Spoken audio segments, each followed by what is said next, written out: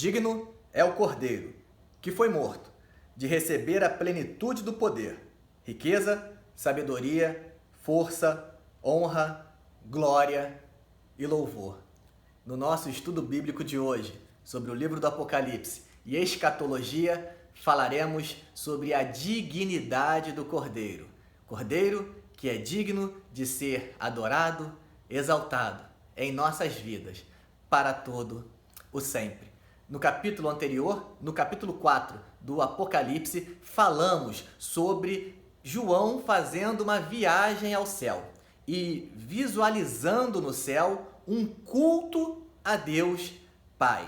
Os seres celestiais ali adorando ao nosso Senhor, e percebemos que, à época de João, existia uma proposta de culto ao imperador. E esse texto então nos revela que o único digno de ser adorado não é o imperador que se senta num trono humano, mas o único digno de ser adorado é o Senhor nosso Deus, assentado no alto e sublime trono. E agora no capítulo 5, nós percebemos uma figura que se apresenta. Assim como Deus Pai é digno de ser adorado, agora Deus Filho, na figura do Cordeiro, se apresenta também como digno de ser adorado. Porque a nossa adoração só deve ser direcionada ao nosso Deus, na pessoa do Pai, na pessoa do Filho, na pessoa do Espírito Santo. Esse Deus triuno é o Deus que nós exaltamos, que nós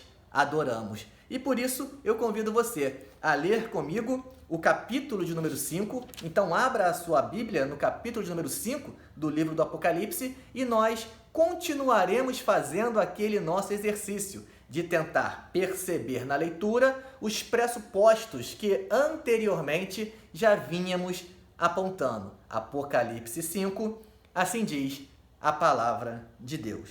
Então, observei na mão direita daquele que está assentado no trono um livro em forma de rolo, escrito de ambos os lados e selados com 7 selos. Então, o texto agora apresenta um livro na mão de Deus Pai e a partir desse livro se desenrolará todo o restante do capítulo. Verso 2, vi também um anjo forte que proclamava em grande voz: quem é digno de abrir o livro e de romper os selos? No entanto, não havia ninguém, nem no céu, nem na terra, nem debaixo da terra, que pudesse abrir o livro, ou ao menos olhar para ele.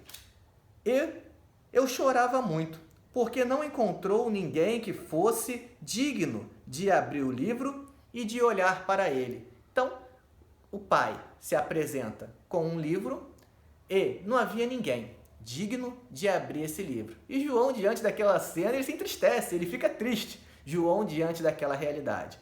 Porém, há uma palavra de esperança a partir daqui, porque no verso 5 diz: então, um dos anciãos consolou-me, afirmando: não chores, pois o leão da tribo de Judá, a raiz de Davi, venceu para abrir o livro e romper os 7 selos. E nisso, aconteceu que reparei no meio do trono e dos 4 seres viventes e entre os anciãos em pé um cordeiro que parecia estar morto e tinha 7 chifres e 7 olhos, que são os 7 Espíritos de Deus enviados sobre toda a terra.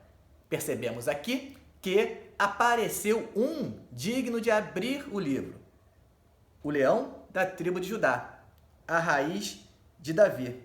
Um que estava junto com o Pai no trono, o Pai assentado no trono, e no meio do trono, também entronizado com o Pai, um cordeiro como se estivesse morto, ou seja, ferido, ou seja, ensanguentado.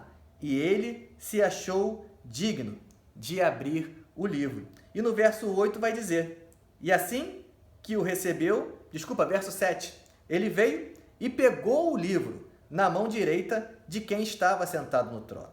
Verso 8, e assim que o recebeu, os 4 seres viventes e os 24 anciãos prostraram-se diante do Cordeiro. Assim como se prostraram diante do Pai, no capítulo 4, agora esses seres celestiais prostram-se diante do Cordeiro. Cada um deles tinha uma harpa e taças de ouro cheias de incenso, que são as orações dos santos. Ou seja, aqui é uma espécie de liturgia celestial. Assim como no culto a Deus no templo, existia ali a música, existiam os incensos, existia a adoração, assim também nós percebemos esses elementos simbolizando esse culto celestial. Verso 9, e eles cantavam um cântico novo. Tu és digno de tomar o livro e de abrir os seus selos, porque foste morto e com o teu sangue compraste para Deus homens de toda tribo, língua, povo e nação. Tu os constituíste reino e sacerdote para o nosso Deus, e assim reinarão sobre a terra. Então eles adoram ao Cordeiro, porque por meio do seu sangue ele comprou para Deus pessoas de todas as nacionalidades, de todo o mundo, e constituiu essas pessoas reino e sacerdote. Então aqui novamente o tema do reino de Deus, o tema do reino de Cristo aparece novamente, indicando que Cristo está entronizado, ele reina e que com ele reinam os discípulos dele. Então, assim como nos capítulos anteriores nós já havíamos apontado isso, novamente aqui essa questão ela é apresentada. Verso 11, então reparei e também ouvi a voz de grande multidão, de anjos ao redor do trono, e dos seres viventes e dos anciãos, cujo número era de milhares, e de milhões. Eles proclamavam em alta voz, digno é o Cordeiro, que foi morto, de receber a plenitude do poder, riqueza, sabedoria, força, honra, glória e louvor. Então percebam aqui a adoração ao Cordeiro. O Cordeiro se achou digno de ser adorado também por esses seres. E no verso 13, em seguida, ouvi todas as criaturas existentes no céu, na terra, debaixo da terra e no mar, e tudo o que neles há, que exclamavam ao que está assentado no trono e ao Cordeiro, sejam o louvor, a honra, a glória e o domínio, pelos séculos dos séculos. Então, ao que está assentado no trono, capítulo 4, e ao Cordeiro, capítulo 5, ambos são dignos de serem adorados, contrastando com a figura do imperador que queria o culto para si. O culto cristão não é direcionado a figuras políticas humanas, ao imperador da época, e sim única e exclusivamente a Deus, Pai, Deus Filho, Deus Espírito Santo, esse nosso Deus triuno ao qual servimos. E nós percebemos aqui no versículo número 13 um paralelo, agora de forma positiva, em relação ao que aparece anteriormente de forma negativa.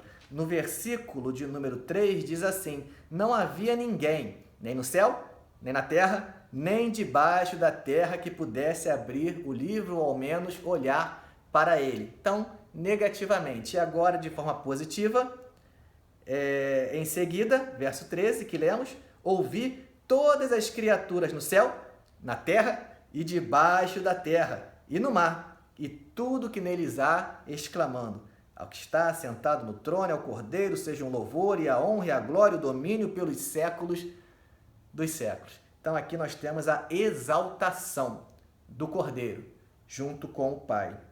Verso 14 e último, e os 4 seres viventes bradavam, amém. E os anciãos igualmente prostraram-se e o adoraram. Assim, nós percebemos a figura do Cordeiro, que aqui é um símbolo bem tranquilo de ser interpretado, já que nos evangelhos essa figura aparece também, eis o Cordeiro de Deus, que tira o pecado do mundo, fazendo referência a Jesus Cristo, nosso Senhor e Salvador. E percebemos aqui nesse texto a exaltação de Cristo, devido à sua dignidade, porque se entregou para que, por meio do seu sacrifício, todo aquele que nele crê não viesse a perecer, mas viesse a ter vida eterna. Porque com o seu sangue remidor, ele nos purificou de todos os nossos pecados e nos possibilitou uma novidade de vida. Assim, no final do nosso estudo bíblico de hoje, eu convido a você a exaltar a dignidade do Cordeiro na minha e na sua vida. Que Deus te abençoe.